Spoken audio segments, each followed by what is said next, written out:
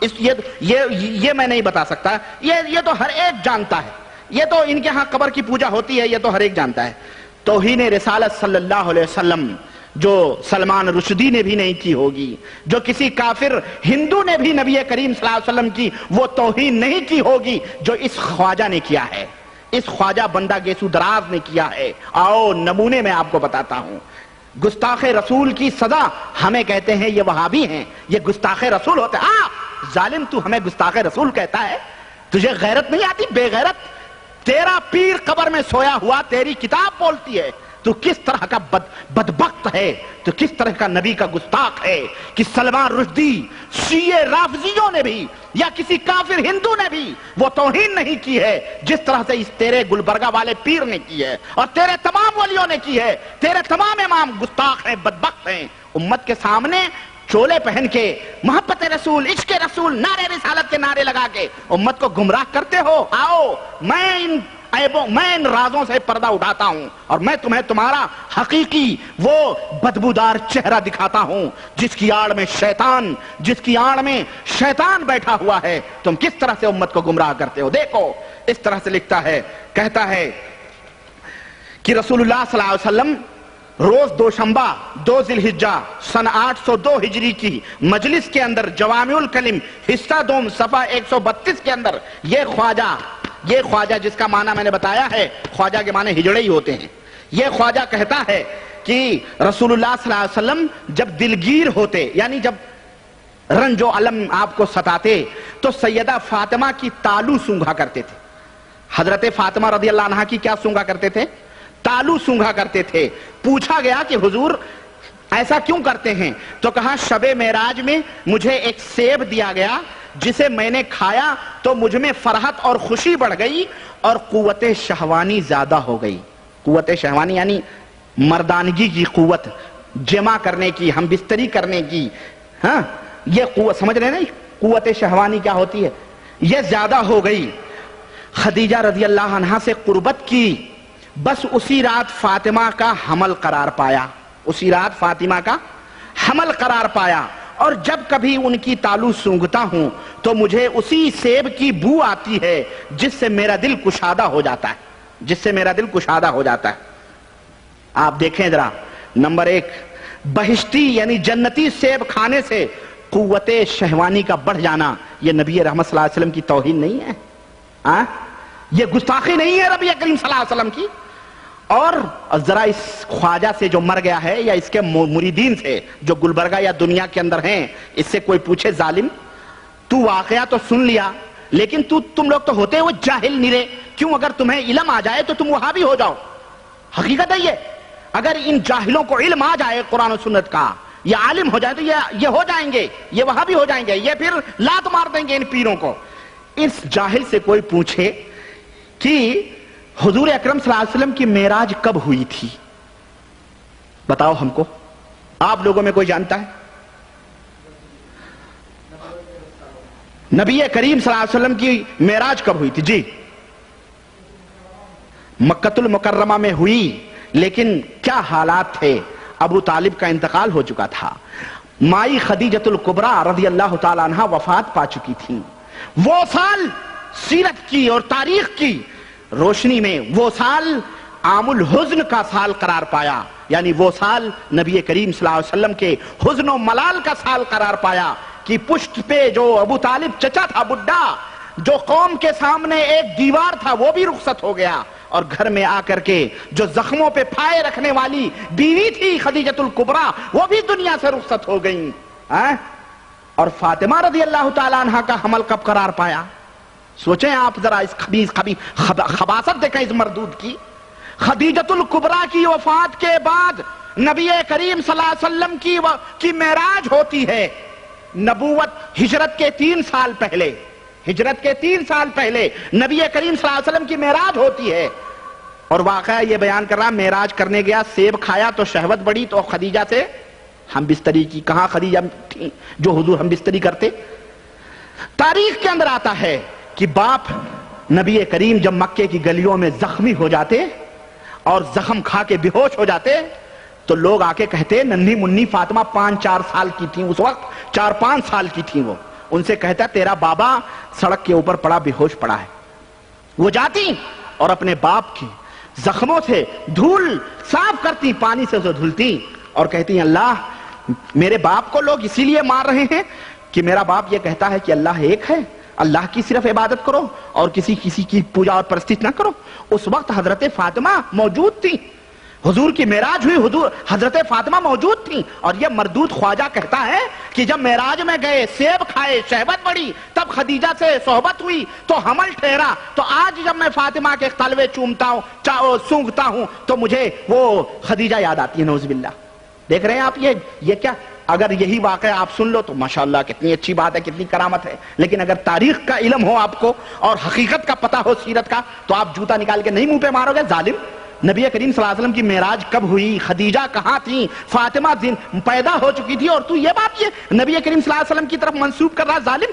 یہ وہ کتاب ہے جس کے لفظ لفظ پر کتاب و سنت کی مہر لگی ہوئی ہے. یہ بات نہ بھولیے گا آپ, ہاں یہ بات ضرور یاد رکھیے. یہ علم لدنی ہے, یہ علم اور دیکھیں گستاخی دیکھیں, اس مردود کی گستاخی دیکھیں. اعلان نبوت کے 5 سال پہلے ہی حضرت فاطمہ پیدا ہو چکی تھی. کتنے سال پہلے یہ بھی یاد رکھو, حضرت فاطمہ اعلان نبوت کے 5 سال پہلے, یعنی جب اس وقت آپ کی عمر 35 سال کی تھی, حضرت فاطمہ پیدا ہو چکی تھی. ابھی آپ نے اعلان نبوت نہیں کیا تھا جبکہ وہ پیدا ہو چکی تھی. اسی طرح سے کہتا ہے کہ ظہر کے نماز کے وقت ارشاد فرمایا, یہ عبارتیں وہ ہیں جو کسی ہماری کتاب میں لکھی ہوتی نا تو آج ہندوستان کے اندر تہلکہ مچ گیا ہوتا. محمد بن عبد الوہاب رحمت اللہ علیہ, جنہوں نے اس مملکت سعودیہ کو کفر و شرک کی گندگیوں سے پاک کیا, اور آج اللہ کی برکھا ہو رہی ہے, آج رحمت نازل ہو رہی ہے, اور آج دنیا اس کی طرف توجہ سے دیکھ رہی ہے کہ اگر دنیا کے اندر کوئی امن و شانتی کا ملک ہے تو ایک مملکت سعودیہ عربیہ ہے, جو ایک پھول کی طرح خوشبو بکھیر رہا ہے پوری دنیا کے اندر. محمد بن عبد الوہاب نے کتاب لکھی رحمت اللہ علیہ, کتاب التوحید, شرک کے خلاف لکھی, بدعت کے خلاف لکھی. ہمارے ان قبر پرستوں کے پیٹوں پہ لات پڑ رہی تھی, ان کو کافر قرار دیا گیا. شاہ اسماعیل شہید دہلوی جو محدث ہند اور شاہ ولی اللہ محدث دہلوی کے پوتے ہیں, انہوں نے ایک کتاب لکھی تقویت الایمان, اور انہوں نے کہا کہ جس طرح تمام مسلمان مومن بھائی ہیں, حضور بھی مسلمانوں کے بھائی ہیں, تو ان خبیث بریلویوں نے, ان ناہنجار اور بدبخت قبر پرستوں نے پورے ہندوستان کو اپنے سروں پہ اٹھایا ہوا ہے اور کہا یہ وہابی کافر ہیں, یہ ہیں.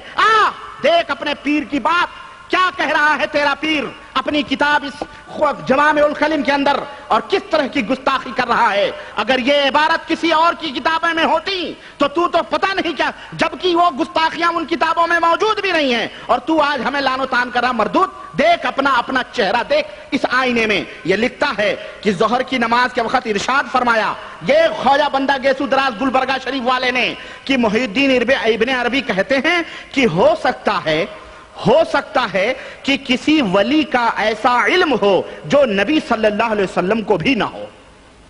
یہ گستاخی نہیں ہے, نبی کریم صلی اللہ علیہ وسلم کے علم کی توہین نہیں ہے. ولایت کو, ولی کو تو نبی سے آگے بڑھانا. مردود, تو کافر ہے. ہمارا یہ عقیدہ ہے کہ اللہ کے بعد اگر اس کائنات میں, دونوں جہان میں اگر کسی کا مقام اور مرتبہ ہے تو ہمارے آپ کے آخری نبی جناب محمد رسول اللہ صلی اللہ علیہ وسلم کا مقام اور مرتبہ ہے. اور یہ مردود کہہ رہا ہے کہ کسی ولی کو ایسا علم ہے جو نبی صلی اللہ علیہ وسلم کو, ایسا بھی ہو سکتا ہے کہ کسی نبی کو علم ایسا علم ہو جو نبی کو بھی نہ علم ہو. اور اسی بنا پر یہ کہتے ہیں کہ کسی ولی کو وہ علم ہوتا ہے جو نبی کو بھی نہیں ہوتا ہے. جوامع الکلم حصہ اول 150 اور اسی طرح سے 215. اسی طرح سے یہی گمراہ کن عقیدہ ہے جس میں نبوت کے اوپر ولایت کی برتری ثابت کی جاتی ہے. چنانچہ کہتے ہیں, یہی ابن عربی ہے, سارے صوفیوں کا سردار ہے یہ خبیث, اور مجدد دین ملت امام احمد رضا فاضل بریلوی نے اپنی کتاب ملفوظات میں, اسی طرح سے فتاوی افریقیہ میں بڑے ہی شیخ کبیر اور کبریت احمر کے نام سے اور رضی اللہ تعالی عنہ کے نام سے اس مردود کو یاد کیا ہے. ظاہر ہے شیطان اولیاء الشیطان ہیں, یہ شیطان کا دوست ہوتا ہے, یہ بھی شیطان وہ بھی شیطان. چنانچہ یہ کہتے ہیں الولایت افضل من النبوہ, ولایت جو ہوتی ہے یہ نبوت سے افضل ہوتی ہے. نعوذ باللہ۔ مسلمانوں یہ کیا ہے؟ یہ اگر ان کے راز، اگر ان کی لنگی، اگر ان کے گند کوئی نہ دکھائے تو یہ اپنے آپ کو بہت بڑے ولی اللہ اور بہت بڑے سنی، اور اپنے آپ کو سنی کہتے ہیں، سنی پالے سنت والجماعت۔ یہ سنت، یہ منہ مسور کی دار گدھا چلا ہے گھوڑے کا روپ لینے۔ یہ کہہ رہے ہیں، سنو، کہہ رہا ہے یہی پیر کہہ رہا ہے کہ رسول اللہ صلی اللہ علیہ وسلم کی 9 بیویاں تھیں، ہر رات ایک بیوی سے 9 مرتبہ مقاربت فرماتے تھے، نعوذ باللہ۔ دیکھو اس خبیث کو، ہر رات میں ایک بیوی سے 9 مرتبہ صحبت کرتے تھے، یعنی 9 کو 9 میں ضرب دیں کتنا ہوتا ہے؟ 81 مرتبہ حضور صلی اللہ علیہ وسلم نعوذ باللہ یہ جو ہے ہر بیوی سے جمع کرتے تھے۔ دیکھ رہے ہیں آپ یہ خبیث کی یہ دسیسہ کاری خواجہ بندہ گیسو دراز، جس کی قبر کو تم چاٹتے ہو، جس کی قبر کی دھول اور خاک چاٹتے ہو، یہ رافضی اور شیعہ تھا، یہ گستاخ رسول اور کافر تھا۔ اس کی کتاب کے حوالے سے میں یہ بات کر رہا ہوں، اگر یہ اس کی کتاب ہے جوامع الکلم، اور یقیناً ہے، باقاعدہ حیدرآباد کے اندر، گلبرگہ کے اندر جب اس کتاب کے اوپر نقد چھپی تو پورے زلزلہ آ گیا، اور آج اس بیچارے کو جو خود جامعہ نظامیہ کا فارغ ہے اس کو کافر اور مرتد قرار دیا جاتا ہے۔ چنانچہ سنیں آپ، یہ بات نہ تو کسی روایت میں موجود ہے اور نہ ہی عقلاً یہ بات درست ہے۔ سمجھ میں آ رہی بات؟ اسی طرح سے یہ خبیث کیا کہتا ہے کہ دیکھیں نبی کریم صلی اللہ علیہ وسلم کی گستاخی کس انداز سے یہ رافضی شیعہ خواجہ بندہ گیسو دراز گلبرگہ والا کر رہا ہے۔ کہہ رہا ہے کہ ایک روز رسول اللہ صلی اللہ علیہ وسلم راستے سے گزر رہے تھے کہ بدبخت ابو جہل سے راستے میں ملاقات ہو گئی تو وہ دوڑا اور اس نے آپ کو چند دھکے دیے، رسول اللہ صلی اللہ علیہ وسلم منہ کے بل گر پڑے، اس نے طاقت قوت کے ساتھ چند لاتیں ماری اور چلا گیا۔ دیکھ رہے ہیں نبی کریم صلی اللہ علیہ وسلم کا ذکر کتنے اعلیٰ پیمانے پہ یہ عاشقان مصطفیٰ کر رہے ہیں کہ اس بدبخت نے کیا کری؟ چند لاتیں ماری اور چلا گیا۔ کس کافر کی یہ مجال تھی کہ پیغمبر اسلام صلی اللہ علیہ وسلم کو اس طرح سے لات مارے؟ یہ مردود کس طرح سے گستاخی کر رہا ہے ہمارے نبی کے ساتھ خبیث، جس کے جسم کے اوپر مکھیاں بھی نہ بیٹھیں، اس کو ایک بدبخت ابو جہل کافر لات مارے۔ اس طرح کے بیانات یہ کمینہ اپنی کتابوں کے اندر دیکھتا ہے، اور اپنے آپ کو بہت بڑا ولی اللہ ہمارے ہندوستان کے لوگ اور یہ جو ہے پیر پجارے اور لوگوں کی جیبوں کے اوپر ڈاکے ڈالنے والے کر رہے ہیں۔ چنانچہ اور کہتا ہے اور بہت باتیں ہیں۔ یہ گستاخیاں، اگر ایسی گستاخی تو شاہ اسماعیل شہید دہلوی رحمت اللہ علیہ نے، ایسی گستاخی تو شاہ محمد بن عبد الوہاب رحمت اللہ علیہ نے اپنی کتابوں میں نہیں کی، صرف حدیث کے ترجمے کیے تو ان مردودوں نے انہیں کافر قرار دے دیا۔ اور یہ اپنے پیر کو، جس نے اپنی کتاب جوامع الکلم کے اندر اس طرح سے گستاخانہ باتیں لکھی ہیں، اس کو کیا کہا جائے؟ اس کو کیا کہا جائے؟ مسلمانوں تم خود فیصلہ کرو، یہ تمہاری عدالت میں یہ فیصلہ ہے، تم خود فیصلہ کرو۔ اور پھر دیکھو، اور یہ چاول کا، یہ دیگ کا وہ ایک چاول ہے جو میں نمونے کے طور پر آپ کو دکھا رہا ہوں۔ اس طرح کی ہندو پاک کے اندر نہ جانے کتنے مزارات کے جو صوفیہ ہیں، انہوں نے اپنی کتابوں کے اندر جو گند پھیلائی ہیں، اللہ کی پناہ، اللہ کی پناہ، اللہ کی پناہ۔ چنانچہ اب کیا میں بتاؤں، یہ تو نبی کریم صلی اللہ علیہ وسلم کے تعلق سے یہ گستاخی رہی۔